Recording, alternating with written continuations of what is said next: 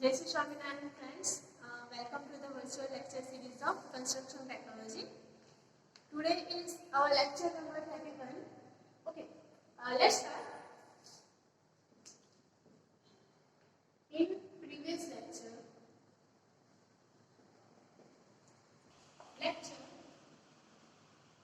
we have seen some of the production of concrete topics. Okay, done.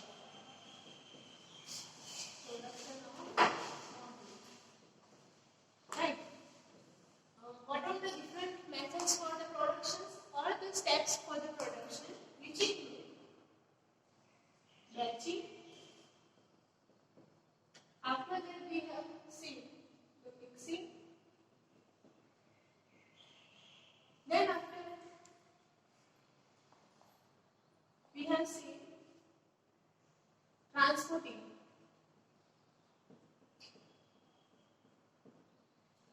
And also how to place. That means placing. The remaining are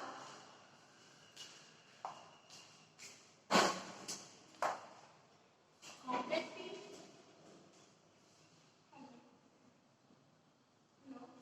and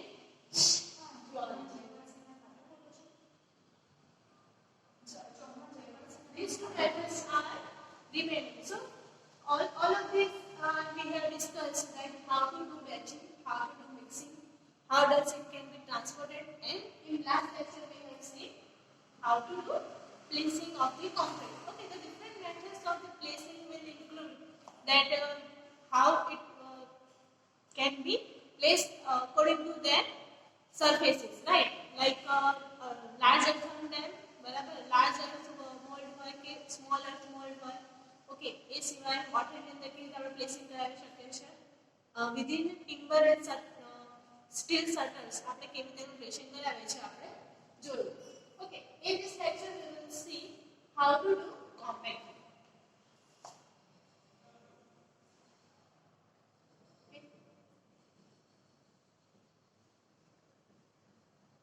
Compacting of concrete. The term compacting will show that how it can be tempered. બરાબર, કે આપણે જ્યારે compaction કરવાનું છે કોઈ પણ વસ્તુ, જેમ કે કોન્ક્રીટનું, બરાબર, તો કે આપણે કોઈ પણ મોલ્ડની અંદર કોન્ક્રીટ આપણે ફિલઅપ કરી દીધું, પછી હવે એને કોમ્પેક્શન એટલે કે પ્રોપર એની અંદર જે એર રહેલી છે, air entry,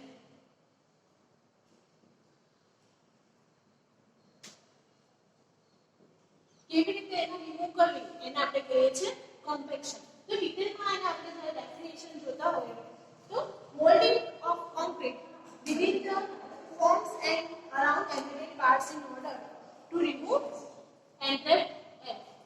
Okay, within the molding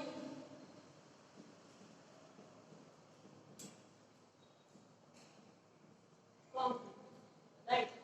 તો કે એને સમજાવવા શું માંગે છે, તો કે જે પણ આપણે શેપ આપણે એને આપવાનો છે, જેમ કે કોલમનો શેપ આપવાનો છે કે બીમનો શેપ આને પ્રોવાઈડ કરવાનો છે, તો એની પહેલા એ પ્રોપરલી યુનિફોર્મિટી અને હોમોજીનિયસ મટીરીયલ બને એ માટે શું કરવું પડે, તો કે એની અંદર કોઈ લમ્સ કે પછી કોઈ એર એમાં એન્ટર થયેલી ના હોવી જોઈએ.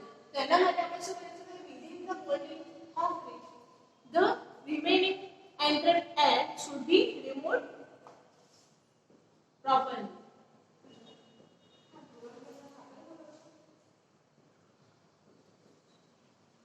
So this method is called as compaction of the concrete.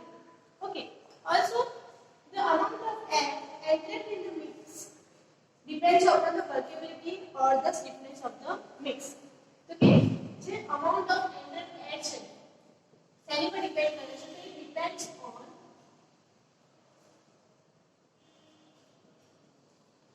workability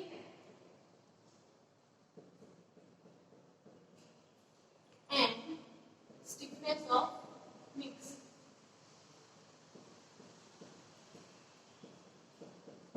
Okay. Here different terms comes like workability and the stiffness. Okay. How can we define it? Okay, workability એટલે શું, તો કે જ્યારે આપણે કોન્ક્રીટ ને એના ડિફરન્ટ જે પણ પ્લેસિંગ, મેચિંગ પ્રોસેસીસ છે બરાબર એ પ્રોપરલી મેનરમાં આપણે કરી શકતા હોઈએ કોન્ક્રીટની અંદર જ્યારે આપણે એને મિક્સ કરીએ છીએ બરાબર તો એને આપણે કહીશું એની વર્કેબિલિટી જો એ થોડોક પણ હાર્ડ થઈ ગયો એટલે કે એની સ્ટીફનેસ આવી ગઈ હશે હાર્ડનેસ આવી ગઈ હશે તો શું થશે એ કોન્ક્રીટ આપણે ઇઝીલી મિક્સ નહીં કરી શકીએ આપણે જે સ્પેચ્યુલા કે જે પણ મિક્સર આપણે એને યુઝ કરીએ છીએ કોમ્પોઝિશન માટે પ્રોપરલી એની અંદર મર્જ નહીં થઈ શકે તો એના માટે ડિપેન્ડ કરે છે કે એની વર્કેબિલિટી કેવી આવી છે જો વધારે લિક્વિડ હશે આપણો કોન્ક્રીટ તો પણ શું થશે તો કે સ્લરીની જેમ ત્યાં પર જે કોન્ક્રીટની સ્લરી છે એ શું થશે સિમેન્ટની સ્લરી ઉપર આવી જશે અને જે આપણે એગ્રીગેટ છે નીચે બેસી શકે તો એ કન્ડિશન્સ ના થાય એના માટે એ પ્રોપર વર્કેબલ હોવું જોઈએ અને સ્ટીફનેસ બરાબર સ્ટીફનેસ એટલે કે થોડું ઘટ થઈ ગયું હશે તો પણ એ પ્રોપરલી વર્ક કરી શકશે નહીં તો કે એન્ટર એર છે એ પછી એ ડિપેન્ડ કરે છે કે કેવી એની વર્કેબિલિટી છે અને સ્ટીફનેસ છે જો વધારે સ્ટીફ હશે કે વર્કેબલ નહીં હોય તો આપણું શું હશે amount of entered air is more તે કન્ડિશન માં આપણે કોમ્પેક્શન પૂરેપૂરું કરી શકશું નહીં અને આપણો કોન્ક્રીટ જે છે એ શું થાય છે ફેલ થાય છે ઓકે એ પછી આવે છે કે what are the requirements of the work આપણું કોમ્પેક્ટિંગ તો એના માટે શું કરીશું કે why compaction is needed તો different methods for the compaction needed are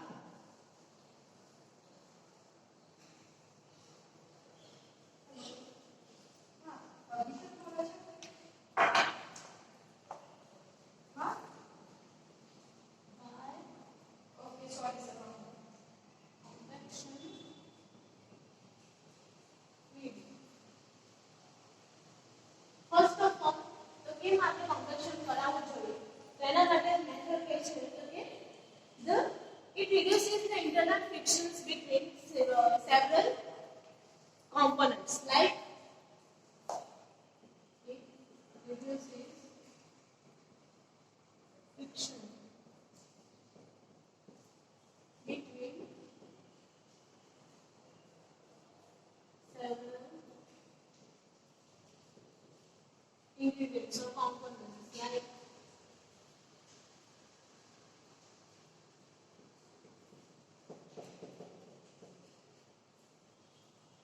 aggregate and sand or cement.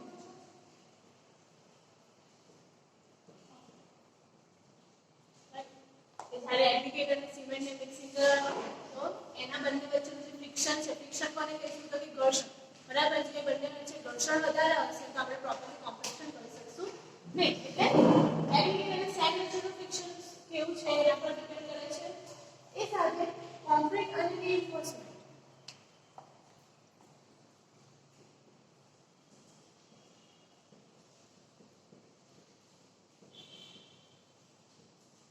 જ્યારે તો આપણે આરસીસી ની વાત કરતા હોય તો એટલો ખાલી કોન્ક્રીટ એમાં હોતો નથી તેમાં ઇન્ક્લુડ શું થાય છે કે કોન્ક્રીટ એન્ડ રિઇન્ફોર્સમેન્ટ એટલે કે એના સળિયા જો આપણે સળિયાની વચ્ચે જગ્યા ઓછી રાખીને હશે કાં તો આપણો કોન્ક્રીટ સ્ટીફ થઈ ગયો હશે બરાબર તો સળિયામાંથી આપણને કોમ્પેક્શન કરવું હાર્ડ પડી જશે એઝ એન એક્ઝામ્પલ આપણે લઈએ તો જ્યારે આપણે કોલમની વાત કરીએ છીએ રાઈટ તો આ આપણે શું કર્યું છે એને રિઇન્ફોર્સમેન્ટનું માળખું રેડી કરેલું છે બરાબર આ આપણું કેજ છે રિઇન્ફોર્સમેન્ટ પ્રોપર કરેલું હવે શું કરવાનું છે આપણે કે આની અંદર આપણે કોન્ક્રીટ ફિલ અપ કરવાનું છે ક્યારે આ જે પેલી ફોર્મવર્ક છે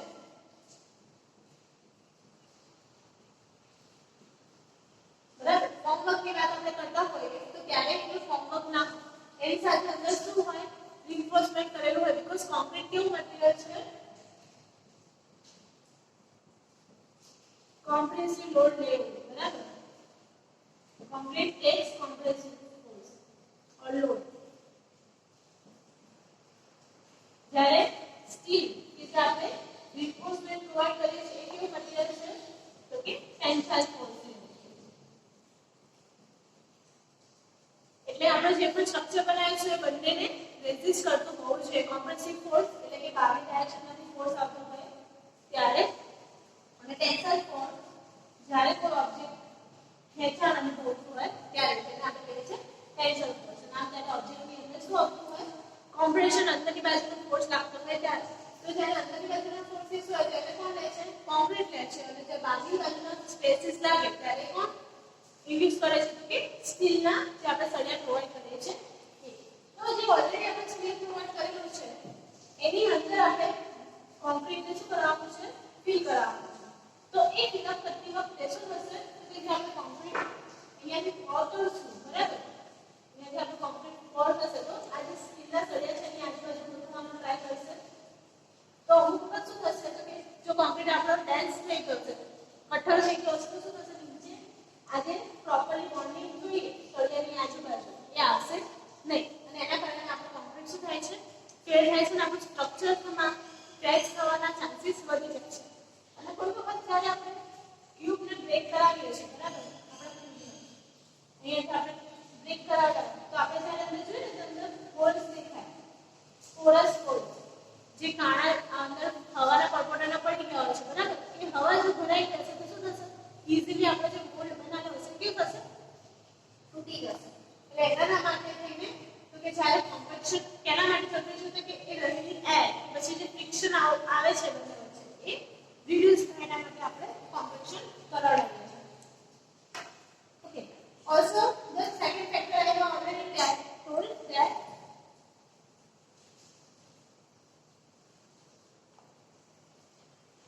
the enterprise increases the strength of the concrete considerably in complete compaction. जो compaction incomplete हसे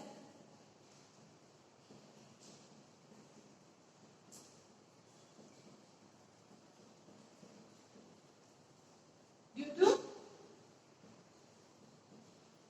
enter air.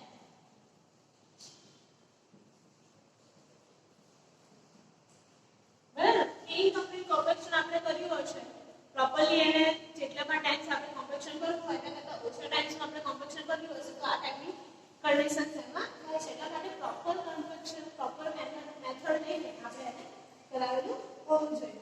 The presence of entrepreneur makes the concrete porous and increases permeability of the concrete. જો એર એન્ટર થયેલી હશે તો શું કરે છે? તો કોન્ક્રીટને પોરસ બનાવે છે. Makes concrete porous and increases permeability. Right? Okay. The term porous says તો કે એનામાં શું થઈ જાય છે? હોલ્સ પડી જાય છે, બરાબર? પોરસ એટલે તમે સ્પંજ જોયું હશે, બરાબર? તેમાં કેવા હોય છે? તો કાળા વધારે હોય છે, બરાબર? તો આપણું કોન્ક્રીટ એવું બની જાય તો શું થાય? એની પરમેબિલિટી એટલે કે પાણી પાસ કરવાની જે કન્ડિશન્સ છે વધી જાય છે, બરાબર? અને એના કારણે આપણા કોન્ક્રીટની જે પાણી કદાચ ભેજવાળું વાતાવરણ હોય તે પાણી સીધું ક્યાં જશે? સળિયામાં જશે, બરાબર? જે રિન્ફોર્સમેન્ટ આપણે પ્રોવાઈડ કર્યું છે અને એના કારણે જે આપણા રિન્ફોર્સમેન્ટ છે એને શું થાય છે? નુકસાન થાય છે, બરાબર? રસ્ટિંગ થઈ જાય છે આપણા રિન્ફોર્સમેન્ટ. સો આ બધા ફેક્ટર્સ એમાં અફેક્ટ કરે છે જો આ બધી મેથડ્સ જે આપણે લઈએ છીએ એ પ્રોપરલી કરેલી નહીં હોય તો. ઓકે, તો કેવી રીતે આપણે કોમ્પેક્શન કરાવી શકીએ છીએ કોઈ પણ concrete?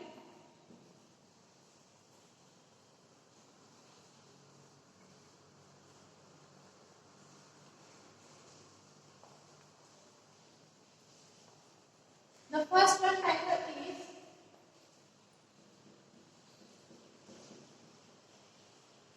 different methods for compaction. કેટલી મેથડ્સ આવે છે એમાં? તો ફર્સ્ટ લઈએ આપણે hand compaction.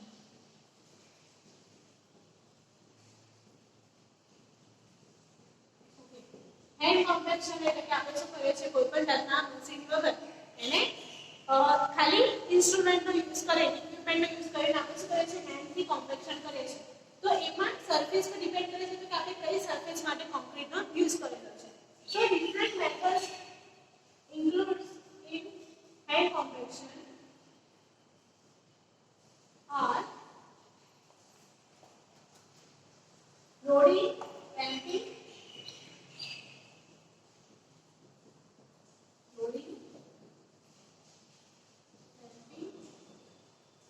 and stamping. Right? જેમાં આપણે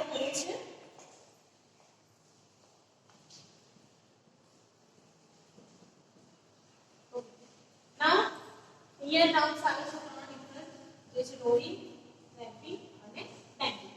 તો લોડિંગ કેવી રીતે કરી શકીએ આપણે? તો જ્યારે આપણે કઈ ટાઈપની મેથડ યુઝ કરતા હોઈએ તો કે કોલમ્સ, બીમ્સ, બરાબર, નાના કોલમ્સ માટે કરેલું હોય તો આપણે શું કરીએ છીએ કે લોડિંગ એટલે કે એક સળિયા જેવું લઈને એને આપણે શું કરીએ છીએ મેક્સિમમ ટાઈમ્સ માટે એને મિનિમમ શું કહેવાય મેક્સિમમ નંબર્સ માટે મિનિમમ ટાઈમ માટે આપણે એને કોમ્પેક્શન કરાવતા હોય છે. ડેમ્પિંગ મેથડ ક્યારે યુઝ થાય છે? તો કે જ્યારે આપણે ફાઉન્ડેશન વર્ક કરતા હોઈએ ત્યારે કે જેમાં સળિયાની નીચે ડેમ્પિંગ ટૂલ આવેલો હોય છે. બરાબર, આવી ટાઈપનો ડેમ્પિંગ ટૂલ આવેલો છે કે જેના થ્રુ આપણે ફાઉન્ડેશનની અંદર જ્યારે કોન્ક્રીટ ફિલ અપ કર્યો છે એને પ્રોપરલી કોમ્પેક્ટ કરી શકીએ છીએ.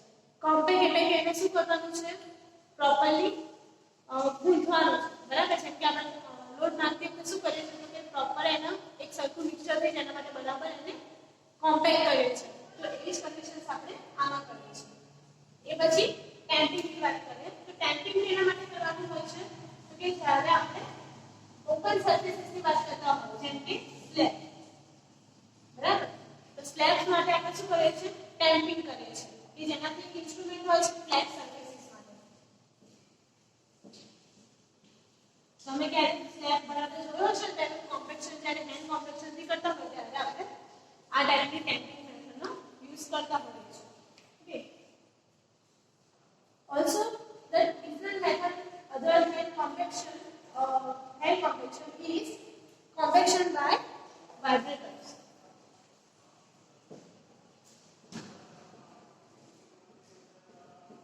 Compaction by vibrators. How does it can be occurred? So the vibrators are used in different manners like internal vibrator,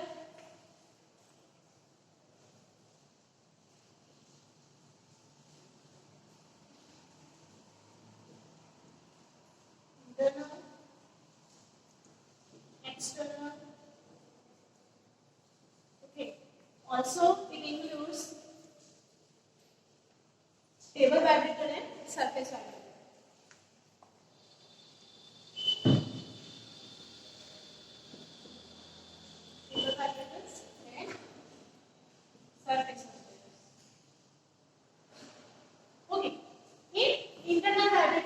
We are using some equipments like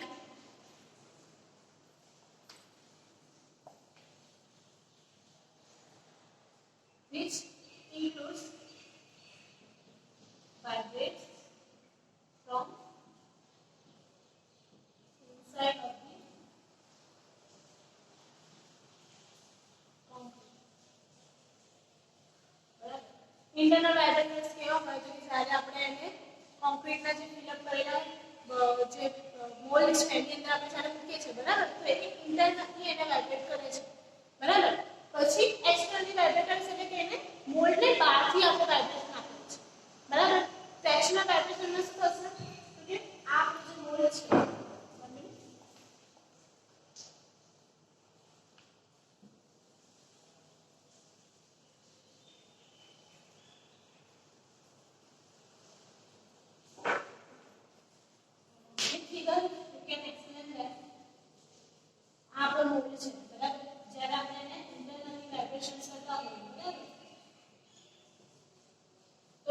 અંદર સુધી એને vibrate કરી શકે. બરાબર, પછી શું આવે છે? External vibrations. એ શું કરે છે? બહારની સાઈડથી એને વાઇબ્રેશન્સ પ્રોવાઈડ કરેલા હોય છે. ઓકે, બહારની સાઈડથી એટલે કાં તો મોલ્ડને આપણે શું કરેલું છે કોઈ જગ્યાએ ફિક્સ કરીને એને બહારથી આપણે એક્સટર્નલ શું કહેવાય વાઇબ્રેશન્સ આપીને એને સેટ કરાવીએ છીએ. અંદર આપણે કોઈ જાતનું શું થશે જ્યારે કોઈ કન્ડિશનમાં શું હશે કે આપણે જ્યારે રિન્ફોર્સમેન્ટ નજીક ગોઠવેલા હશે, બરાબર, તો આપણો વાઇબ્રેટર અંદર જઈ શકે નહીં. તો એ કન્ડિશનમાં શું કરવું પડે? આપણે એને બહારની સરફેસ પરથી વાઇબ્રેશન્સ આપવા પડે. એ પછી આવે છે ટેબલ વાઇબ્રેશન્સ.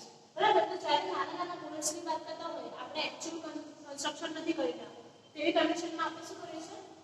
એક ટેબલ જેવું ઇન્સ્ટ્રુમેન્ટ પ્રોવાઈડ કરેલું હોય છે, બરાબર, કે જેના પર એને લેન્ડ કરાવીને પછી આ જે કેબલ છે શું થાય છે મૂવ થાય છે બરાબર આ કેબલ વાઇબ્રેટ થાય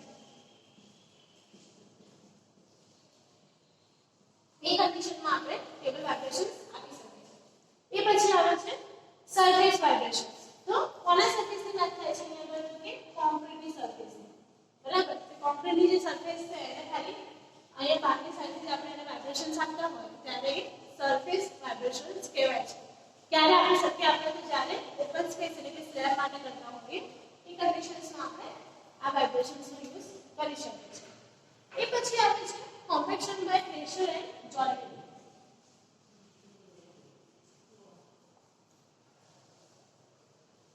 internal external table and surface surface પછી આવે છે pressure and જોલ્ટિંગ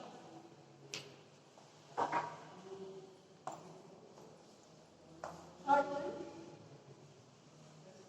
compaction by pressure and jolting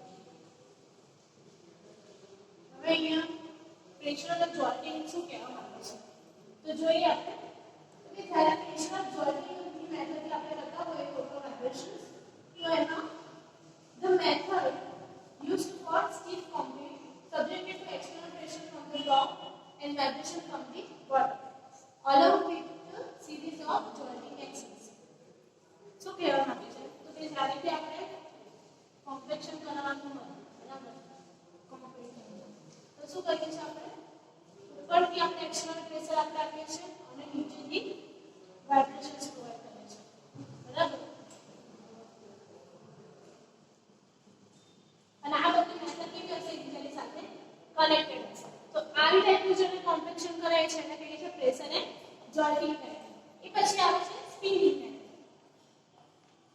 fourth one is compaction by spinning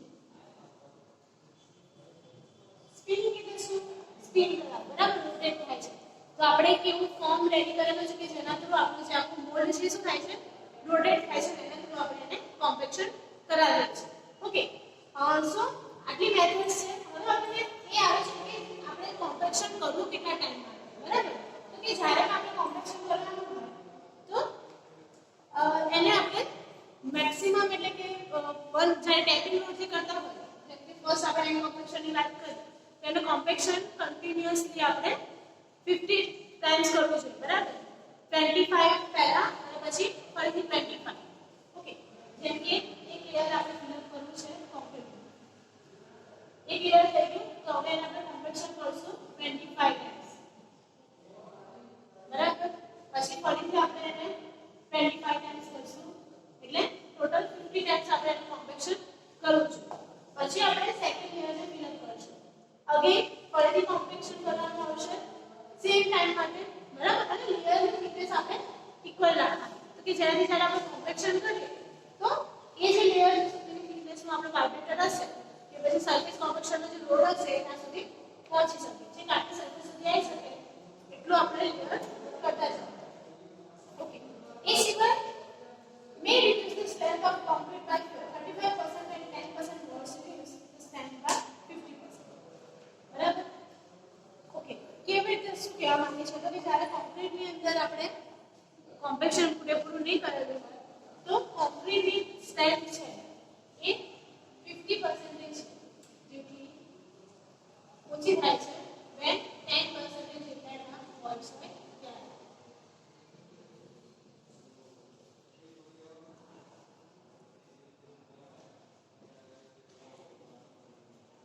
બરાબર તો કે 50% જેટલી સ્ટ્રેન્થ રિડ્યુસ થઈ અને એની અંદર નંબર ઓફ પર્સન્ટેજ કેટલા હશે વોલ્સમાં તો કે 10% જેટલા વોલ્સ હશે એટલે કે આપણને ટોટલ 20 ન્યૂટન પર mm સ્ક્વેર ની સ્ટ્રેન્થ જોઈતી હોય બરાબર તો કોમ્પેક્શન એટલું પ્રોપરલી કરેલું હોય તો એની સ્ટ્રેન્થ કેટલી થશે અડધી થઈ જશે બરાબર અને એવું કોન્ક્રીટ આપણે જે પર્પસ માટે યુઝ કરવાનું છે એ માટે યુઝ કરી શકીએ નહીં તો આ હતું આપણું કોમ્પેક્શન ઓફ ધી કોન્ક્રીટ બરાબર કે જેમાં આપણે ડિફરન્ટ મેથડ્સ જોઈ કેમ એને કરવું જોઈએ બરાબર એ સાથે કેવી રીતે કરવામાં આવે છે એને પણ આપણે ચેક કરાવ્યું છે સો ફરીથી એક વખત આપણે જોઈ લઈએ કોમ્પેક્શન એટલે શું? તો કે આપણે પ્રોપરલી એને શું કરવાનું છે? ટેમ્પિંગ કરવાનું છે. કોન્ક્રીટનું જ્યારે પણ એને યુઝ કરવાનું હોય બરાબર, તો એને ખાલી આપણે પ્લેસ નથી કરી દેતા. ખાલી આપણે એને નાખી દીધું એટલે ત્યાંના આપણું કામ પતતું નથી. એને એક્સટર્નલી ઇન્ટરનલી આપણે શું કરવું પડે છે? એને પ્રોપરલી કોમ્પેક્ટ કરવું પડે છે. અને એની ડિફરન્ટ મેથડ્સ કઈ કઈ છે એ આપણે જોઈએ. જેમ કે હેન્ડ કોમ્પેક્શન છે, second one was vibrators, third one is pressure and jerking, and the fourth one is spin. In next lecture we will consider curing of the concrete. Okay, so this is all for the lecture. Your question for the lecture will be, what are the different methods for